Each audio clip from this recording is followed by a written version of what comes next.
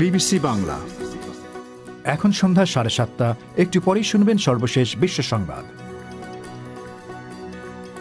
আপনারা বিবিসি শুনছেন ঢাকায় FM 100, চট্টগ্রামে 88.8, কুমিল্লায় 103.6। আপনারা যেখানে আছেন, বিবিসি আপনার সাথেই আছে।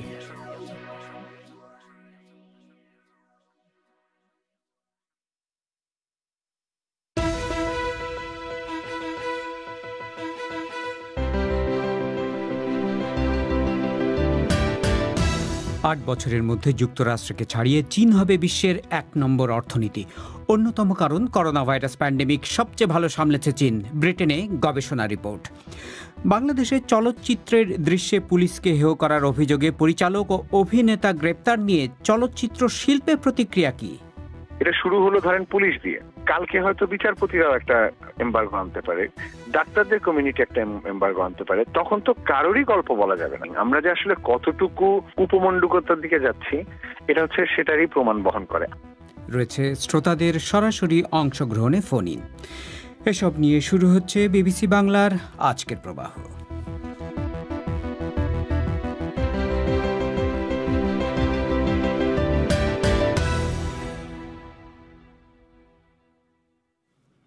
রেডিওতে শর্টওয়েভ এবং FM তরঙ্গের পাশাপাশি অনুষ্ঠান আপনারা লাইভ শুনতে পাচ্ছেন আমাদের ওয়েবসাইটে www.bbcbangla.com। আজকের প্রবাহে আপনাদের স্বাগত জানাচ্ছি শাকিল আনোয়ার। শুরুতে আপনাদের আরেকবার মনে করিয়ে দিচ্ছি যে আজকের প্রবাহে রয়েছে শ্রোতাদের সরাসরি অংশগ্রহণে ফোন ইনের বিষয়টি জানিয়ে দিচ্ছি। বাংলাদেশে বিজ্ঞানীরা বলছেন যে ব্রিটেনের মতো বাংলাদেশেও নতুন ধরনের একটি করোনা ভাইরাস পাওয়া গেছে। এই ভাইরাসের বিস্তার ঠেকাতে বাংলাদেশে কর্তৃপক্ষ ইতিমধ্যেই কিছু ব্যবস্থাও নিয়েছে, কিন্তু এ থেকে নিজেকে এবং পরিবারকে রক্ষা করতে আপনি কি করতে পারেন? এ প্রশ্নে ফোন ইন কিছুক্ষণ পর। তার আগে অন্যান্য দু একটি প্রসঙ্গ। 2028 সালের মধ্যে যুক্তরাষ্ট্রকে টপকে চীন বিশ্বের 1 নম্বর অর্থনৈতিক শক্তি হতে চলেছে। ব্রিটেন ভিত্তিক স্বনামধন্য গবেষণা সংস্থা centre for economics and business research এই পূর্বাভাস দিয়েছে। সংস্থাটি বলছে, আগে যা ধারণা করা হচ্ছিল তার চেয়ে 5 বছর আগেই চীনা অর্থনীতি মার্কিন অর্থনীতিকে ছাড়িয়ে যাবে। বলা হচ্ছে, করোনা ভাইরাস প্যান্ডেমিক চীনা অর্থনীতির প্রবৃদ্ধিকে সাহায্য করছে।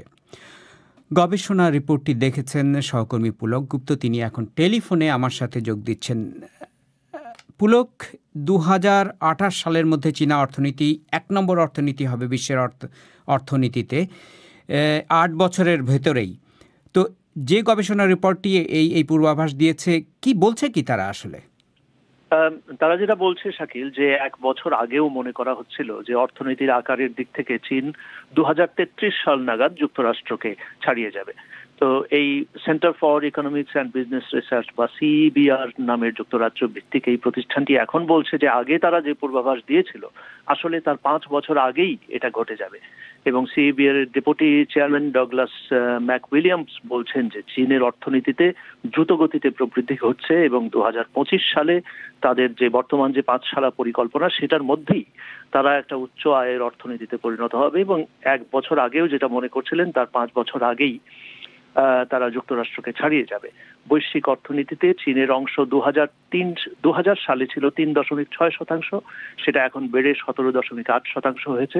আগামীতে এটা আরো বেড়ে যাবে এবং 2023 সাল নাগাদ চীন একটি উচ্চ আয়ের দেশে পরিণত হবে, যখন তার মাথাপিছু আয় হবে $12,536 বেশি। তবে এটা বলা দরকার যে তখনও চীনের জীবনযাত্রার মান যুক্তরাষ্ট্র বা পশ্চিম ইউরোপের দেশগুলোর চাইতে অনেক নিচুতে থাকবে।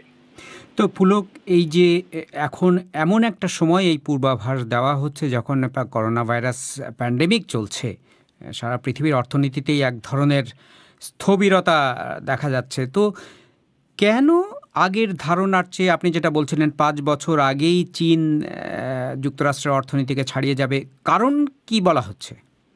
এটার কারণ হিসেবে বলা হচ্ছে যে এই যে করোনা ভাইরাস মহামারী এবং তার যে বিশ্বের অর্থনীতির উপরে তার যে প্রতিক্রিয়া পড়েছে, এই পুরো ব্যাপারটা আসলে চীনের অনুকূলে কাজ করেছে। CEBR বলছে যে করোনা ভাইরাস সংকটটা চীন যেভাবে সামাল দিয়েছে তার ফলে তাদের অর্থনীতি যুক্তরাষ্ট্রের আগেই এই সংকটটা কাটিয়ে উঠেছে এবং সে কারণে চীনের অর্থনীতিতে এই 2020 সালেই 2% প্রবৃদ্ধি হবে। মানে যে কয়েকটি দেশে প্রবৃদ্ধি হবে এই বছর শেষে, তার মধ্যে চীন হচ্ছে সবচেয়ে শক্তিশালী দেশগুলোর অন্যতম। আর অন্যদিকে যুক্তরাষ্ট্রের অর্থনীতিতে এই বছরে 5% সংকোচন ঘটবে বলে ধারণা করা হচ্ছে। তো সুতরাং চীনের সঙ্গে তার যে বৃহত্তম প্রতিদ্বন্দ্বী যুক্তরাষ্ট্র, তার অর্থনৈতিক আয়তনের ক্ষেত্রে যে ব্যবধান সেটা কমে আসবে। এবং এই কেন্দ্রটি বলছে যে যদিও মার্কিন যুক্তরাষ্ট্রের অর্থনীতি আগামী বছরই আবার জোরালোভাবে ঘুরে দাঁড়াবে বলে তারা মনে করছে, কিন্তু চীনের অর্থনীতিতে 2025 সাল পর্যন্ত প্রবৃদ্ধি ঘটবে গড়ে 5.7% করে। এর ফলেই যেটা হবে যে আগামী 2028 সালের মধ্যে, অর্থাৎ এই দশক শেষ হওয়ার আগেই, যুক্তরাষ্ট্রকে পেছনে ফেলে দেবে চীন এবং তারাই পৃথিবীর সবচাইতে বড় আয়তনের অর্থনীতির দেশ হয়ে উঠবে। পুলক, আপনাকে ধন্যবাদ। বলছিলেন সহকর্মী পুলক গুপ্ত। বাংলাদেশে একটি চলচ্চিত্রের দৃশ্যে পুলিশকে হেয় করার অভিযোগে দায়ের করা মামলায় একজন পরিচালক এবং অভিনেতা গ্রেপ্তার এবং তাদেরকে কারাগারে পাঠানোর ঘটনা নিয়ে চলচ্চিত্র জগতে মিশ্র প্রতিক্রিয়া তৈরি হয়েছে। একজন পরিচালক এবং একজন গবেষক বিবিসিকে বলেছেন যে চলচ্চিত্রের সংলাপের জন্য গ্রেপ্তারের এই ঘটনা নজিরবিহীন। তারা দুজনেই মনে করছেন যে নাটক, সিনেমা কিংবা সাহিত্যে পুলিশের চরিত্র নিয়ে স্বাধীনভাবে কাজ করা এখন কঠিন হয়ে উঠতে পারে। তবে ঢাকার চলচ্চিত্র পরিচালক সমিতির একজন শীর্ষ নেতা এবং একজন অভিনেত্রী বলেছেন যে এটি একটি বিচ্ছিন্ন ঘটনা। শুনুন ঢাকা থেকে রাকিব হাসনাতের পাঠানো রিপোর্ট। নবাব এলএলবি নামের একটি চলচ্চিত্রের অর্ধেক অংশ আই থিয়েটার নামের একটি অ্যাপে মুক্তি দেওয়া হয়েছে গত 16 ডিসেম্বর। প্রচলিত নিয়ম অনুযায়ী সেন্সর বোর্ড থেকে সিনেমাগুলোকে সেন্সর সার্টিফিকেট নেয়ার বিধান থাকলেও এ সিনেমাটির ক্ষেত্রে তা হয়নি অ্যাপে মুক্তি দেওয়ার কারণে। কিন্তু সেখানে একটি দৃশ্যে অশ্লীল ভাষা প্রয়োগের কারণে পর্নোগ্রাফি আইনের লঙ্ঘন হয়েছে বলে মনে করছে পুলিশ। তারই জের ধরে ওই সিনেমার পরিচালক ও একজন অভিনেতাকে আটক করা হয়েছে। কিন্তু এভাবে একজন পরিচালক ও অভিনেতাকে আটকের ঘটনাকে অনেকটা নজিরবিহীনই বলছেন তরুণ নির্মাতা ও লেখক আশফাক নিপুণ। আর্ট বা কালচার বা যেটাই বলি না কেন, আমরা তো শুধুমাত্র ফুল, লতা, পাতা, পাখি দিয়ে তো আর বানাতে পারবো না। আমাদের আশেপাশের পরিবেশ, আমাদের বাস্তবতা, আমাদের সবকিছু নিয়ে ছবি বানাতে হবে, গল্প বলতে হবে। এবং এই গল্প বলার ক্ষেত্রে যদি ডিফারেন্ট কমিউনিটি এখন এসে যদি আমাকে এমবার্গো দেওয়ার চেষ্টা করে যে আপনি এই ধরনের কিছু করতে গেলে আমাদের পারমিশন নিতে হবে, অথবা আমাদের যদি পছন্দ না হয় তাহলে আপনাকে আমরা জেলে পাঠিয়ে দিতে পারবো, এটা খুবই অ্যালার্মিং। এটা শুরু হলো ধরেন পুলিশ দিয়ে, কালকে হয়তো বিচারপতিরাও একটা এমবার্গো আনতে পারে, ডাক্তারদের কমিউনিটি একটা এমবার্গো আনতে পারে। তখন তো কারোরই গল্প বলা যাবে না। আমরা যে আসলে কতটুকু উপমণ্ডুকতার দিকে যাচ্ছি, এটা হচ্ছে সেটারই প্রমাণ বহন করে। যদিও চলচ্চিত্রে পুলিশকে উপস্থাপনা নিয়ে পুলিশের দিকে এমন প্রতিক্রিয়া এবারই নতুন নয়। 2015 সালের এপ্রিলে চলচ্চিত্র পরিচালক, পরিবেশক ও প্রযোজকদের চিঠি দিয়ে পুলিশের চরিত্রে অভিনয় ও পোশাক ব্যবহারের ক্ষেত্রে বিধিনিষেধ মেনে চলতে বলেছিল পুলিশ। চলচ্চিত্র পরিচালক সমিতির সভাপতি মুশফিকুর রহমান গুলজার বলছেন, সেবার তারা পুলিশের সঙ্গে বিষয়টি নিয়ে আলোচনাও করেছিলেন। তবে এবারে পরিচালক ও অভিনেতাকে আটকের ঘটনাটি বিচ্ছিন্ন ও অভিযোগটিও নির্দিষ্ট বলে উল্লেখ করছেন মিস্টার রহমান। সেন্সরের বাইরে গিয়ে সে রিলিজ করছে ওটিটিতে, তো কাজেই এটি একান্তই তার ব্যাপার। এবং যে সংলাপগুলো ব্যবহার করা হয়েছে, আমরা সবসময় আন্দোলন করে আসছি সেন্সর বোর্ড উঠে দেওয়ার জন্য, সার্টিফিকেশন বোর্ড করার জন্য। এখন এইরকম যদি দেয় তাহলে তো আমাদের এই চাওয়াটাই ব্যাহত হবে। আমি বলবো যে এটি আসলে অশ্লীলতার পর্যায়ে পড়ে। আবহমান কাল ধরেই বিচারক, পুলিশ, আইনজীবী, ব্যবসায়ী কিংবা রাজনৈতিক নেতার ভূমিকা উঠে এসেছে বাংলাদেশের বহু সিনেমায়। কখনো নায়ক, কখনো ভিলেন হয়েছেন এসব চরিত্রে অভিনয় করা অভিনেতারা।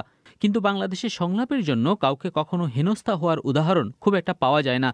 তবে অভিনেত্রী ও চলচ্চিত্র সেন্সর বোর্ডের সদস্য অরুণা বিশ্বাস বলছেন, এবারের ঘটনাকে এভাবে বিশ্লেষণের কোনো সুযোগ নেই, কারণ এখানে এমনভাবে অশ্লীলতা এসেছে যা সমাজের সাথেই সঙ্গতিপূর্ণ নয় বলেই মনে করেন তিনি। আমাদের দেশের দেশপ্রেমের বহু ছবি আছে, বহু উদাহরণ আছে দেশপ্রেমের উপর, পুলিশের নির্যাতনের উপর বহু ছবি আছে। কিন্তু এই ধরনের অশ্লীল, অশ্রাব্য কথা বলা, আমরা সমাজে বাস করি, আমাদের পরিবার নিয়ে বাস করি, এই ধরনের কথা বলার আমি মনে করি না এটা খুব যৌক্তিকতা আছে। আমি ভাই এটা একেবারেই এটা আমি সমর্থন করি না। চলচ্চিত্র গবেষক ও লেখক ডক্টর তপন বাগচি অবশ্য বলছেন, শিল্প সংস্কৃতিতে সমাজের ক্ষত তুলে ধরা হয়, তাই পুরো বিষয়টিকে শিল্প হিসেবেই দেখতে হবে। যদি এরকম ঘটনা ঘটে যা প্রচলিত আইনের বিপক্ষে, সেখানে আইনানুগ প্রতিবাদ করা যেতে পারে, সেখানে সংশোধনের জন্য চিঠি দেওয়া যেতে পারে, সেন্সর বোর্ড থেকে নোটিশ দেওয়া যেতে পারে। এরকম কিছু আইনি প্রক্রিয়ার মধ্য দিয়ে তারপরে তার একটি ফয়সালা হতে পারে। সরাসরি গ্রেপ্তার করাটা শিল্প সংস্কৃতির ক্ষেত্রে শুধু চলচ্চিত্র নয়, আমি সাহিত্যের কথাও বলবো, সঙ্গীতের কথাও বলবো। এর আগে গান নিয়েও ঘটনা ঘটেছে, শরীয়ত বাউল গ্রেপ্তার হয়েছেন। এই বিষয়গুলোর শুধু চাপ নয়, একেবারে থামিয়ে দেয়া বা প্রতিবন্ধকতার দিকে নিয়ে যেতে পারে, এটি আমার শুভ উদ্যোগ মনে হয় নাই। মিস্টার বাগচি বলছেন, সিনেমা সমাজের নেতিবাচক দিকগুলোকেই তুলে ধরে এবং সঙ্গত কারণেই পুলিশের সেসব চরিত্রগুলি বেশি দেখা যায়। এটিকে শিল্প হিসেবে বিবেচনা না করে পাল্টা ব্যবস্থা নিলে সেটি সিনেমা নির্মাণ শিল্পকেই এবং সব মিলিয়ে মানুষের মত প্রকাশের স্বাধীনতাকেই বড় ধরনের চাপে ফেলবে বলে মনে করেন তিনি। রাকিব হাসনাত। ফোন ইন একটু পরে, তার আগে সংক্ষিপ্ত বিশ্ব সংবাদ পুলক গুপ্তের কাছে। আফগানিস্তানের রাজধানী কাবুলে একাধিক বিস্ফোরণে জনমনে চরম আতঙ্ক তৈরি হয়েছে। জানা গেছে নিরাপত্তা বাহিনীর 2জন সদস্য এতে মারা গেছে। সরকারি কর্মকর্তারা জানিয়েছেন যে 3 ঘন্টার মধ্যে 4টি বিস্ফোরণ হয়। বিস্ফোরণে অনেকগুলো বাড়ি, দোকান এবং গাড়ি বিধ্বস্ত হয়েছে। গত কয়েক সপ্তাহে কাবুলে নিরাপত্তা বাহিনী এবং রাজনীতিকদের লক্ষ্য করে অনেকগুলো বোমা এবং রকেট হামলা হয়েছে। সরকার এজন্য তালিবানকে দায়ী করছে, যদিও ইসলামিক স্টেট কিছু হামলার দায় স্বীকার করেছে। সদ্য শনাক্ত নতুন ধরনের এক করোনা ভাইরাসের সংক্রমণ ঠেকাতে ইংল্যান্ডে আজ থেকে নতুন নতুন জায়গায় কড়া বিধিনিষেধ আরোপ করা হয়েছে। ফলে আরও 60 লাখ মানুষকে বিধিনিষেধের আওতায় আনা হলো। স্কটল্যান্ড, ওয়েলস এবং উত্তর আয়ারল্যান্ডে লকডাউন শুরু হয়েছে। ব্রিটিশ স্বাস্থ্যমন্ত্রী ম্যাট হ্যানকক সতর্ক করেছেন যে যেভাবে সংক্রমণ বাড়ছে তাতে এই বিধিনিষেধ কয়েক মাস ধরে চলতে পারে। ব্রিটেনে করোনা ভাইরাসে মৃতের সংখ্যা 70,000 ছাড়িয়ে গেছে। ভারত শাসিত কাশ্মীরের একটি আঞ্চলিক দল বলছে, স্থানীয় নির্বাচনের পর সরকার কমপক্ষে 75 জন রাজনীতিককে গ্রেপ্তার করেছে। দলটি বলছে, স্থানীয় রাজনৈতিক দলগুলোর একটি মোর্চা নির্বাচনে জেতার পর সরকার বিরোধী বিক্ষোভ চাঙ্গা হতে পারে, এই আশঙ্কা থেকে এই গ্রেপ্তার চলছে। ন্যাশনাল কনফারেন্স নামে এই রাজনৈতিক মোর্চার একজন মুখপাত্র বলছেন, এসব গ্রেপ্তার চালিয়ে কেন্দ্রীয় সরকার কার্যত জনগণের রায়কে অগ্রাহ্য করছে। জোর করে ধর্মান্তর নিষিদ্ধ করে ভারতের হিন্দু জাতীয়তাবাদী বিজেপি শাসিত মধ্যপ্রদেশ রাজ্যে একটি আইন অনুমোদিত হয়েছে। সমালোচকরা বলছেন যে রাজ্যের মুসলিম সম্প্রদায় এই আইনের মূল টার্গেট। রাজ্য সরকারের মন্ত্রিসভায় পাশ হওয়া আইনে জোর করে ধর্মান্তর করার অপরাধে 10 বছর পর্যন্ত কারাদণ্ডের বিধান রাখা হয়েছে। কট্টর হিন্দু গোষ্ঠীগুলো দাবি করছে যে মুসলিম পুরুষরা ধর্মান্তর করার উদ্দেশ্যে হিন্দু মেয়েদের নানা ছলে বিয়ে করে। কট্টর হিন্দুরা এর নাম দিয়েছে লাভ জিহাদ। শীতল যুদ্ধের সময়কার অন্যতম কুখ্যাত গুপ্তচর জর্জ ব্লেক মস্কোতে মারা গিয়েছেন বলে রুশ মিডিয়ায় খবর বেরিয়েছে। তার বয়স হয়েছিল 98। মিস্টার ব্লেক ব্রিটিশ গুপ্তচর বাহিনীতে কাজ করলেও তিনি রাশিয়ার ডাবল এজেন্ট হয়ে কাজ করতেন। তাকে গ্রেপ্তার করে 1960 সালে লন্ডনে একটি কারাগারে পাঠানো হয়, কিন্তু 5 বছর পর কারাগার থেকে পালিয়ে তিনি রাশিয়ায় চলে যেতে সক্ষম হন। 1990 সালে বিবিসির সাথে এক সাক্ষাৎকারে জর্জ ব্লেক স্বীকার করেছিলেন যে শীতল যুদ্ধের সময় তিনি অন্তত 500 পশ্চিমা গুপ্তচরের সাথে বিশ্বাসঘাতকতা করেছিলেন। ভারতের পশ্চিমবঙ্গের ক্ষমতাসীন তৃণমূল কংগ্রেস এবং প্রধান বিরোধী দল হিন্দু জাতীয়তাবাদী বিজেপির কর্মী সমর্থকদের মধ্যে প্রতিনিয়তই কমবেশি সংঘর্ষ বাড়ছে রাজ্যের বিভিন্ন জায়গায়। আজও কলকাতায় বিজেপির নির্বাচনী কার্যালয়ের সামনে হাতাহাতি হয়েছে 2 দলের কর্মী সমর্থকদের মধ্যে। কেন পশ্চিমবঙ্গের রাজনীতিতে সহিংসতা এভাবে বেড়েই চলেছে, এ নিয়ে বিস্তারিত শুনবেন আমাদের রাতের অধিবেশন পরিক্রমায়। আপনারা বিবিসি বাংলা শুনছেন ঢাকায়, কুমিল্লায়, সিলেটে। আপনারা যেখানে আছেন বিবিসি বাংলা আপনার সাথেই আছে।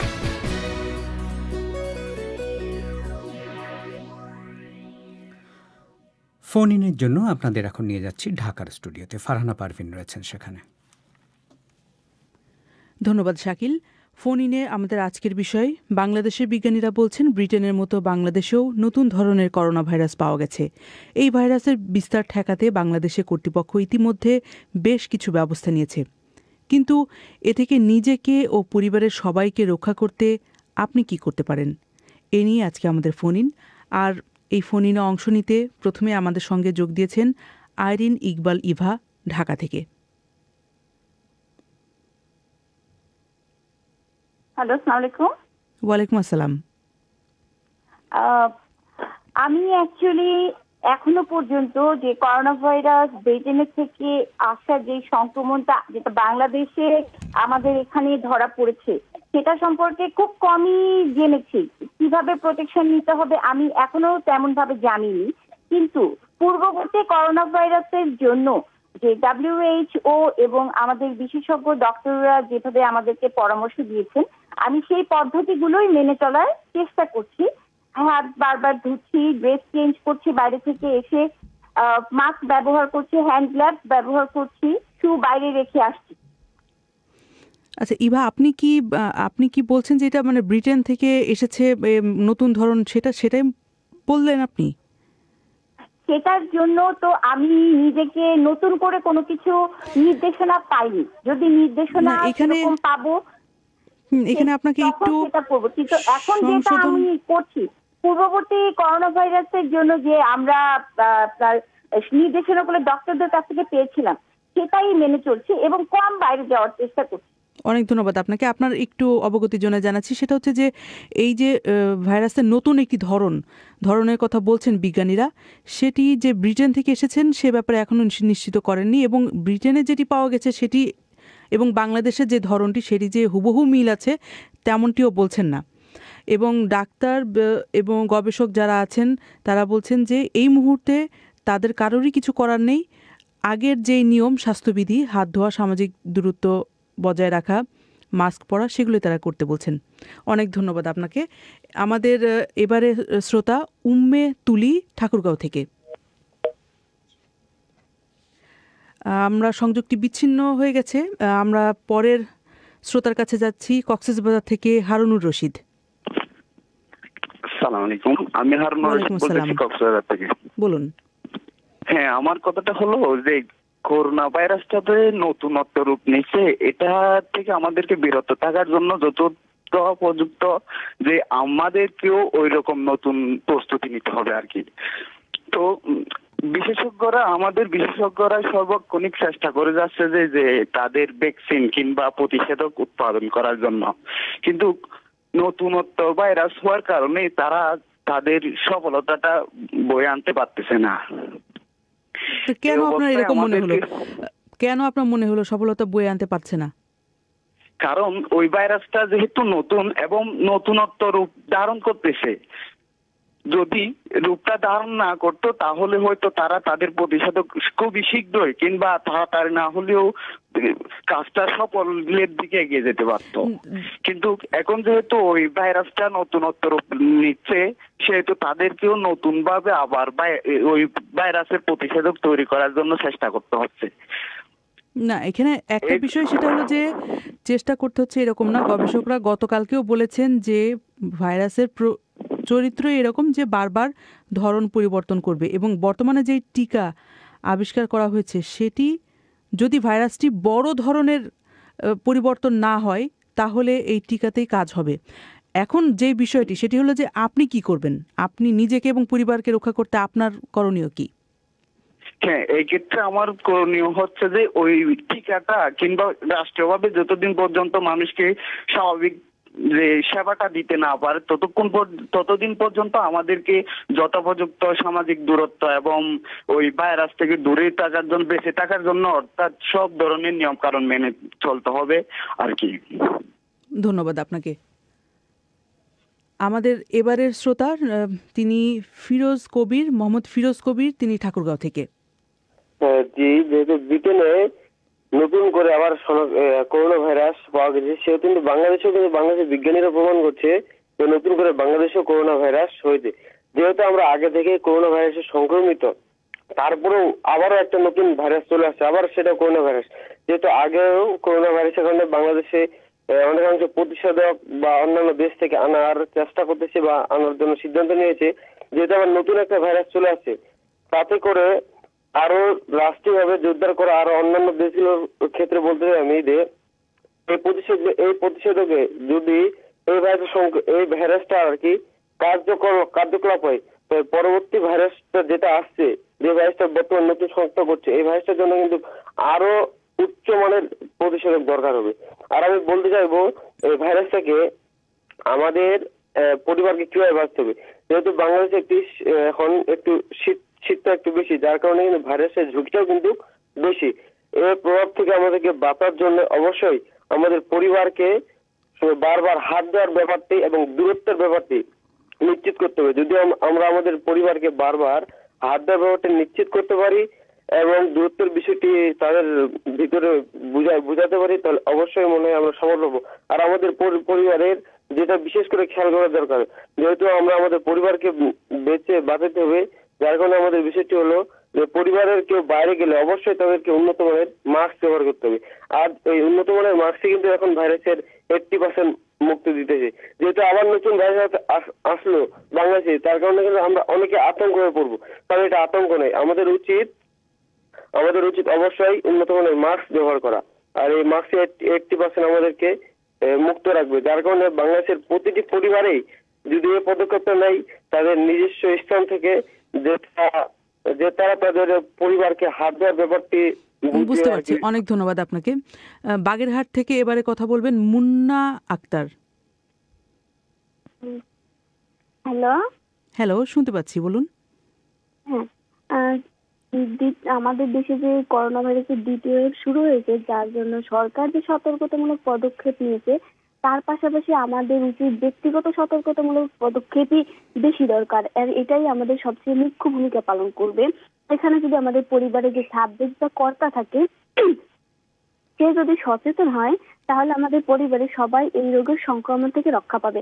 কারণ সে যদি ঘরের বৃদ্ধ বা বাচ্চারা আছে, তাদেরকে যদি বারবার হাত ধোয়ার কথা মনে করিয়ে দেয়, মাস্ক পরা, জনসমাগমে গেলে তাদেরকে জনসমাগম দেখলে তাদের এড়িয়ে যাওয়া, তাহলে আমরা এই রোগটা থেকে রেহাই পাবো। আর অন্যদিকে দেখা যাচ্ছে যে বাংলাদেশের সরকার যে পদক্ষেপটা নিয়েছে আসলে ইতিবাচক, যে প্রচার প্রচারণা চালাচ্ছে সরকারি মিডিয়া বা কর্মকর্তারা, কিন্তু তাতে আমি দেখছি যে গ্রামের অনেক মানুষই অনেকটা সচেতন। তারা দেখছি যে বাইরে গেলে মাস্ক পরছে। আসলে এইভাবে প্রত্যেকটা পরিবারই দেখছি এখন মাস্ক বা সুন্দরভাবে তাদের অন্যান্য বৃদ্ধ বা বাচ্চারা যারা আছে তাদেরও মাস্ক পরার অভ্যাসটা গড়ে তুলছে। এইভাবেই যদি গড়া হয়, তাহলে এই প্রত্যেকটা একটা পরিবার যদি শুধরায়, পরিবার থেকে একটা সমাজ সৃষ্টি, প্রত্যেকটা পরিবার যদি এরকম সুন্দরভাবে নিয়ম নীতি মেনে চলে, তাহলে আমি মনে করি না সরকারের বেশি কঠোরতামূলক পদক্ষেপ নেওয়ার কোনো প্রয়োজন আছে। যদি আমরা জনগণরা যদি সবাই সচেতন হই, সবাই যদি নিজ নিজ স্থান থেকে সচেতন হই, তাহলে আমি মনে করি করোনা ভাইরাসের দ্বিতীয় ওয়েভও আমরা ঠেকাতে যথেষ্ট ভূমিকা পালন করব। এবং আমরা প্রথম দিকে যে ধাপটায় পার করেছি, সেখানে বাংলাদেশে বেশি প্রভাব ফেলেনি। আর আশা করছি যে দ্বিতীয় ওয়েভও সেরকম সেরকম প্রভাব ফেলবে না, কারণ আগের থেকে মানুষ অনেকটা সচেতন বা এই রোগ সম্পর্কে অনেকটা অবগত হয়েছে। অনেক ধন্যবাদ আপনাকে। ঠাকুরগাঁও থেকে উম্মে তুলি আবারও আমাদের সঙ্গে যোগ দিয়েছেন, বলুন আপনি। আমি ঠাকুরগাঁও সদর থেকে বলছি, উম্মে তুলি। বলুন। করোনা ভাইরাস দ্বিতীয় ঢেউকে ঠেকাতে হলে আতঙ্ক নয়, সতর্ক হতে হবে। বারবার সাবান পানি দিয়ে 20 সেকেন্ড ধরে হাতের তালু এবং উপর পৃষ্ঠে কবজি পর্যন্ত ধুতে হবে। মানে এটা আপনার পরিবারে আপনি কি এটার চর্চা করছেন, মানে আপনার ফ্যামিলি মেম্বারদের মধ্যে? জি, আমার পরিবারের সবাই সুস্থ এবং বাহিরে বের হলে মাস্ক পরিধান করা, বাইরে থেকে বাসার ভিতর আসলে হাত ধোয়ার জন্য সব সময় সাবান পানি বাহিরে রাখা আছে। অনেক ধন্যবাদ আপনাকে। এবার পঞ্চগড় থেকে আমাদের একজন শ্রোতা যোগ দিচ্ছেন, পিঙ্কি রানী। জি আপু, আদাব। আদাব। জি, আমি কথা বলতেছি পিঙ্কি রানী, জায়গির পাড়া, মারিয়া, বোদা, পঞ্চগড় থেকে।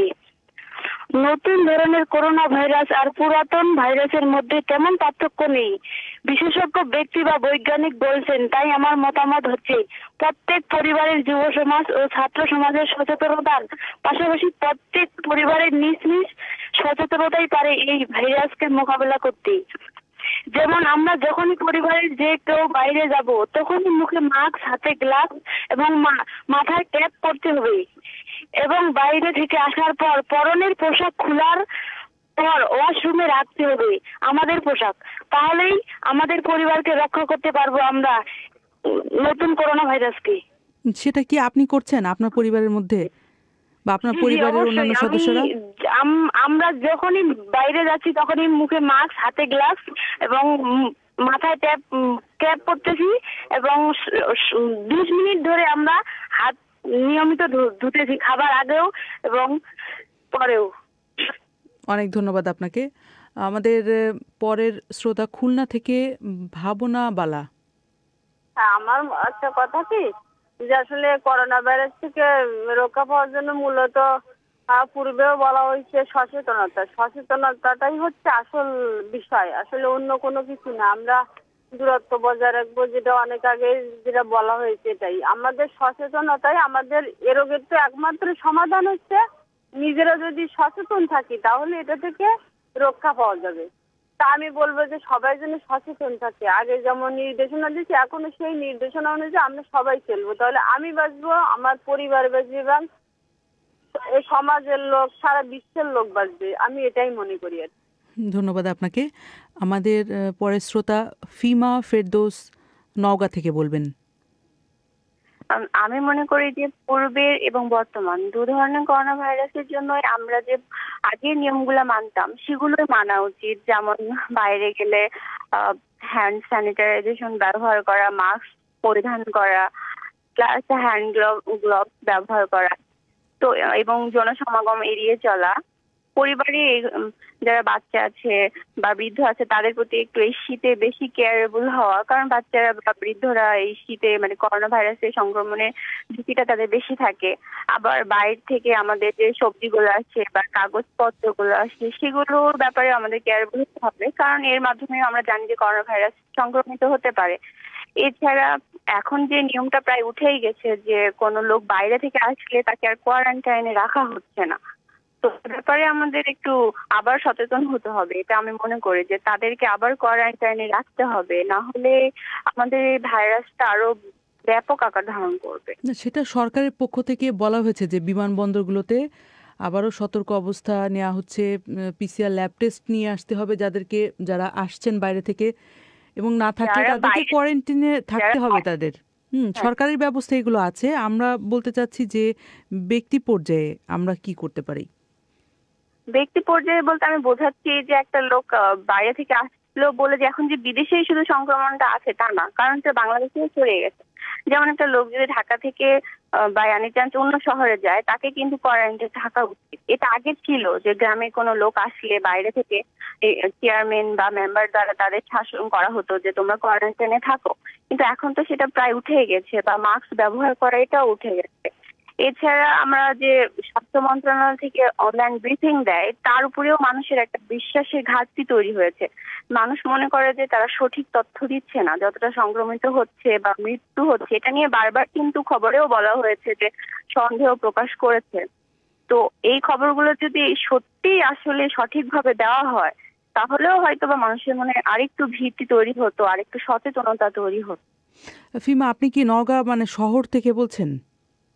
হ্যাঁ, নওগাঁ শহর থেকে। আপনি আপনার এলাকায় আপনি দেখছেন না মানে মাস্ক পরা বা সতর্ক হওয়া?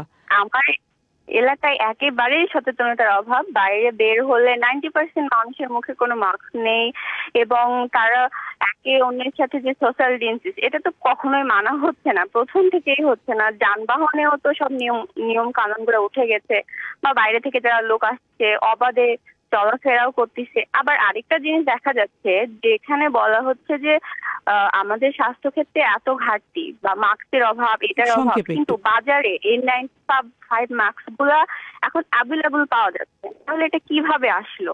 অনেক অনেক ধন্যবাদ আপনাকে। সময় স্বল্পতার কারণে এখানে শেষ করতে হচ্ছে আজকের ফোন ইন। আমরা ফিরে যাচ্ছি লন্ডন স্টুডিওতে শাকিল আনোয়ারের কাছে। ফারহানা, আপনাকে ধন্যবাদ। ফোন ইনের এই পর্বটি আবারও শুনতে চাইলে এবং পুরো প্রবাহ অনুষ্ঠানটি আবারও শুনতে চাইলে আমাদের ওয়েবসাইটে গিয়ে আপনারা শুনতে পারেন www.bbcbangla.com। এখনকার প্রধান খবর, 8 বছরের মধ্যে যুক্তরাষ্ট্রকে ছাড়িয়ে চীন বিশ্বের 1 নম্বর অর্থনীতিতে পরিণত হবে, গবেষণা রিপোর্ট একটি বলছে ব্রিটেনে। বিদায়ী 2020 সালে ভারতের গুরুত্বপূর্ণ ঘটনা প্রবাহ নিয়ে একটি বিশেষ প্রতিবেদন শুনবেন আমাদের রাতের অধিবেশন পরিক্রমায়, বাংলাদেশের রাত 10:30টায়, ভারতে 10টায় শুনবেন আশা করে। আমি শাকিল আনোয়ার এখনকার মতো এখানেই বিদায় চাইছি।